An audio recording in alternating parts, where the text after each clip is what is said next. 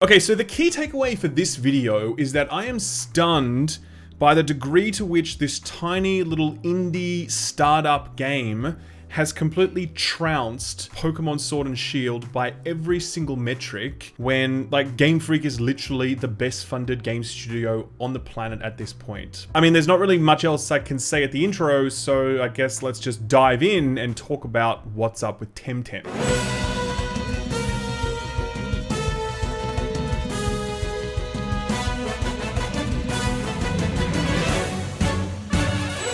Okay, so I recently made a Pokemon video, and Pokemon fans really loved that one. The title of that video really sums up my feelings, which is that, you know, Pokemon is now the laziest, most stagnant franchise in the whole Nintendo stable, whatever you want to call it. It feels frozen in time. Its visuals show that this was clearly a 3DS port.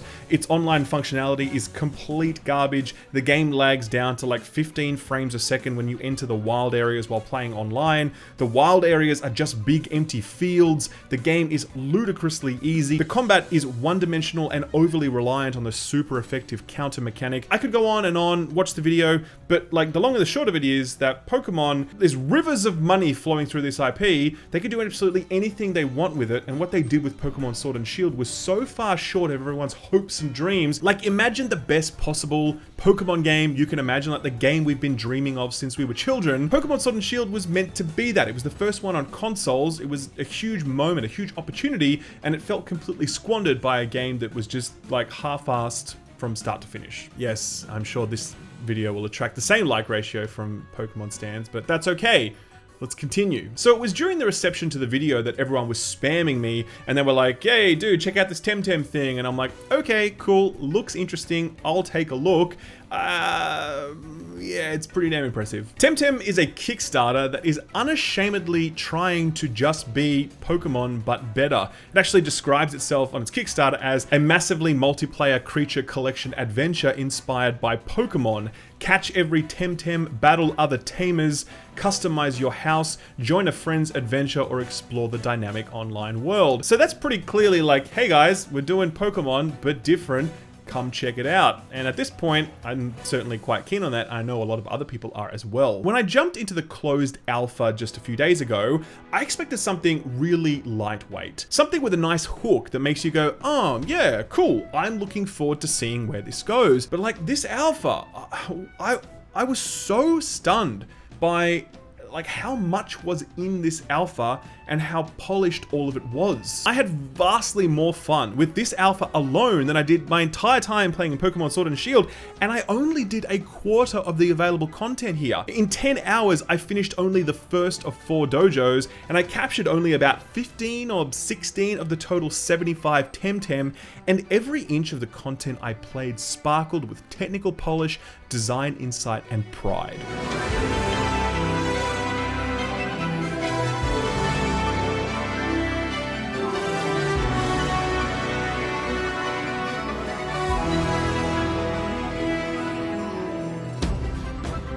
So yeah, things begin in character creation. You obviously can go through that. It's small, it's lightweight. There's not a huge amount there, but it does get the job done. There's also additional customization available throughout the game where you're able to, you know, collect new outfits as you go, and you can press the pause button and you can, you know, reconfigure your character at any point in time, and that's that. So customization is a thing, but don't expect anything too massive. It's quite basic. Now let's quickly talk technical performance.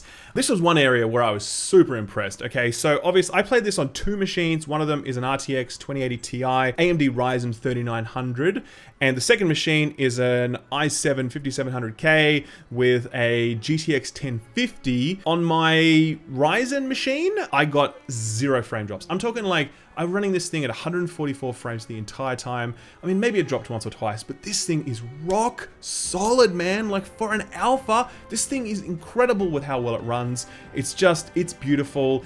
I could not have expected expected this level of performance from an alpha. On the other machine, the Intel machine, with the less powerful graphics card, I did definitely get some frame drops. We're talking 30 to 40 frames, but I was also running like OBS at the same time as I was doing that then, so that would have taken a performance hit. On the other machine, I wasn't doing that. This game runs really well, man, and given how far away we are from release, things are only going to get better. So already, like, well done devs, that's a good job already. So you might be saying, well, of course it runs well, like it's really simple graphically, and that's partly true. Like, you know, graphically, it's simple, but I think it's quite striking. It has a very Breath of the Wild-esque kind of look with really vibrant colors, nice shadows, really strong angular line work, giving everything a lot of contrast and pop.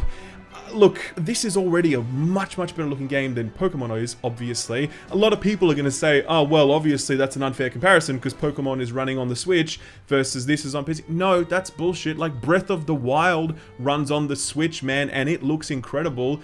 The reason that Pokemon Sword and Shield looks like ass has got nothing to do with the Switch hardware. It's because they didn't try. Here in TemTem, they've actually tried to make a good looking game, and spoiler alert, it's a very good looking game. Your adventure begins as all Pokemon-style adventures do, which is that you are the TemTem person, and you need to go out and do TemTem things like collecting them and catching them and training them and battling them and all that sort of stuff. So feels very familiar. If anyone was to level criticism at this game, very fair criticism, you'd say this feels a bit too Pokemon. Like, it's not really taking a lot of risks, and I would definitely agree with that. Certainly in the kind of like structure and style, the general feel of the game as you're stepping into it, it's unmistakably Pokemon. It's not really deviating from that formula in any meaningful or interesting way, and you'll feel that the minute you get into that game world. As for the game world itself, like, yeah, it looks really nice. It's quite large, actually. Like, the first area alone that I explored with the first dojo was massive, and as I said, it took me about sort of 10 hours to make my way through it in terms of breaking up the different areas, the different towns, the different sort of mini bosses, grinding my Pokemon. We'll come back to that later. Yeah, there's a fair amount of space to be had there, and there's also Metroidvania style unlocks that occur. As you beat different trainers, you will unlock new things. Like, for example, when I finished the first dojo, I unlocked a surfboard, allowing me to then just go around and explore the water areas, which was really nice. I could now catch new TemTem, etc, etc. So yeah, the world stuff, as I said, it's very familiar. It's by the book, but it works and it looks nice and it's cool, and I enjoyed exploring it. Sadly, there's no voice acting. You kind of get these like kind of cute voices, like Sim style voices. It would have been nice to have some voiceover. It was definitely something that was holding back Pokemon at this point, but these guys are a small indie studio. I'm very happy to like cut them some slack on this. Hopefully we'll see some voice acting added as the game furthers its development. Oh, and the writing. The writing is actually kind of cool. It's got like a cleverness to it. You know, as you read different things and you like interact with the characters, they've got interesting things. In Pokemon, no one talks about anything but Pokemon. It's all they talk about, like being the best, Pokemon, that's it. They've got no other interest in life, just Pokemon. In TemTem, the characters actually have other interests. They have other things, and that actually leads to side quests. There's actually side quests in this game where people lose things and you've got to go and find it for them and whatever else. You have to catch a specific type of Pokemon for them and bring it back. They're small, the rewards aren't massive, but it's a nice little like, hey, I'll do this while I'm here. It feels good. So with all of that world building stuff out the way, it's time to catch some TemTem.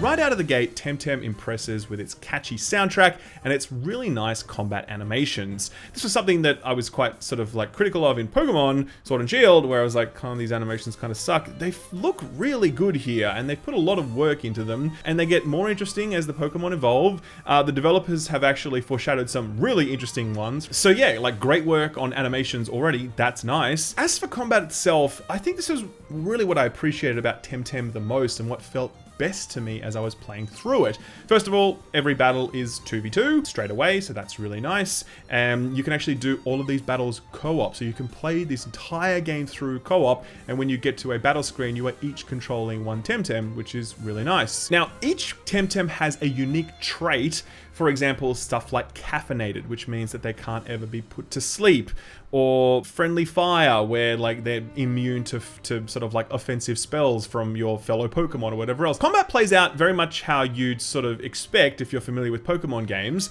which is to say that it is turn-based, and the characters are each taking turns to use their moves based upon the different priority associated with each move. So a high priority move will happen before a low priority move. You can do speed up buffs to make those things change. There's lots of different status elements that can be applied to different TemTem for different reasons. It all sort of like feels quite familiar and comfortable, but there are some really key differences that set it apart. One of them are the different affinity abilities or synergy abilities, which is to say that certain TemTem have abilities that become more powerful or higher priority or apply different status buffs when they're used alongside a specific type of TemTem. So my little crystal bro here, when I'm using him alongside a flying TemTem, then one of his specific moves is going to get a buff and become higher priority and deal more damage. It's going to be extremely efficient to use that. I'm going to use it a hell of a lot more. So all the time I'm thinking about what kind of status buffs or debuffs do I want to bring? What are the general sort of stat distributions that I want to bring, because each TemTem have their own stats. And then who do I want to be pairing them with on the battlefield at any point in time? And I was very often like switching TemTem in and out based upon those affinity moves. So that worked really well. I really liked that. It was a nice touch. The other thing is a stamina meter, which basically throttles you using your big bomb moves all the time. So each move costs stamina. Your more effective or more powerful moves cost more stamina. And so I can't just, continuously spam out my big nukes. I kind of need to be smart about what I'm using. With Pokemon Sword and Shield, when I was playing it, I was just constantly pressing the most powerful attack I had over and over again, and when I ran out of charges or whatever, I go recharge at the station, and then I'm back to doing the same thing. So boring. I can't do that here, because within the space of one battle, I will run out of stamina within as little as 3 moves, and then when I run out of stamina, I actually damage myself if I continue to use those moves, and then I need to like wait, rest the next turn, etc. It really just results in a more intellectually engaging combat model than just like spamming your most powerful attacks all the time. So I really like that. I thought that was great. One of my other biggest complaints with Pokemon Sword and Shield was the whole super effective thing. It was just too powerful, man. Like, it's just too much, You're constantly just trying to find the super effective counter and spam it, and you just one-shot your opponents one after the other. You can't do that here in TemTem because the health pools of TemTem are much larger, which means that, yeah, you can still do twice the amount of damage, but like, battles are just generally longer and slower, and just because you get a big super effective hit does not mean that that TemTem is going to hit the floor. So it's a really strong rebalancing of that super effective mechanic, just the way I would have wanted it to be when I was complaining about Pokemon Sword and Shield. So again, like, well done developers, this is a good sort of like solution to those problems. And the other thing I guess I'll say as well is this game is definitely more challenging than Pokemon at this point. Pokemon, I just never had any challenge at any point in time. I never had to use my brain once. But with this one, straight away, like, you will die unless you're paying attention. You will, like, you actually need to think. And you go, like, the stretches between the different villages and the dungeons and the like, they're really long. And if you aren't managing your resources really precisely, you will not make it. And there were definitely some times where I was on my last potion and my TemTem roster was completely wiped out. I had like 2 dudes up and I was like, please get this attack, make it work, don't die, etc. And I made it through it. That feeling of like just hanging on by the skin of your teeth through these encounters, through these dungeons, etc. feels really good. It was completely absent in Pokemon. It's really present here in TemTem immediately. And I've only experienced the first like 4th of the game, the first 10 hours. I really genuinely wonder how difficult it's going to get in the future. I guess one complaint I might have is that it's a bit too grindy at this point. I definitely encountered a few instances where I would have to go and like grind much lower TemTem than I was currently on because I needed to get ready for the dojo battle or for senior trainers or whatever. That didn't feel good. I don't love that. I know it's a sort of standard part of the genre. I don't find it fun, but look, maybe people like that. Maybe people like grinding stuff to get ready for the next battle. I just found it a bit too overtuned, and it would be great if the devs could just wind it back a touch. As for the design of the actual TemTem, this is something that I think is just really subjective. I've definitely seen different perspectives on this. Some people think they look awesome and they're just as good as Pokemon or better. Some people say they don't hold a candle to Pokemon, and this is like, what's the point of playing TemTem when the creatures aren't cute enough? Like, I've literally seen that post somewhere. I sit somewhere in the middle. I do think Pokemon does a better job of designing its creatures, its Pokemon, than TemTem is doing, but I still think the TemTem look cool. I like them. them, and there's some of them that really stand out for me, and I haven't even seen all their final evolutions and stuff yet, so that's going to be interesting to see. But overall, I don't think it's a bad job. I think it just comes down to personal taste. Okay, so that's the overview of the game. It's early access at this point. It comes out on the 21st for early access. So I was in the closed alpha. It's open alpha on the 21st, early access. You will be stunned by how polished this game already is and how much content is already there. There's 4 dojos, 75 TemTem to collect, numerous regions. But the thing is, right, it just feels like what Pokemon should be at this point. You know, as soon as you load in, you're immediately surrounded by other trainers. You know, you don't have to go to the wild area, then your system lags down to 15 frames a second. It just all works seamlessly. You can play through this game co-op. You can immediately start trading and battling with people in like casual or competitive play. You know, like just from the ground up, this sort of says, okay, what sucks about Pokemon?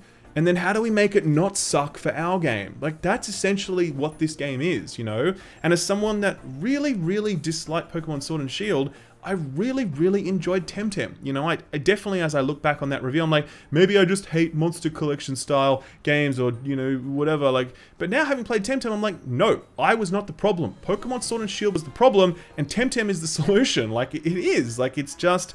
I think it's that good. To see something this polished at this point of its life cycle, I think is fantastic. Well done. Congratulations, devs. Looking forward to seeing where this goes in the future. Go and show them some support. Go and grab it on Steam or whatever, or it's going to come to other platforms in the future. It's going to come to Xbox, PS4, and Switch. I think it's going to be big, guys. Like, that's my prediction. This is a solid game, and you should check it out. Anyway, that's it. Thanks for watching, and see you next time.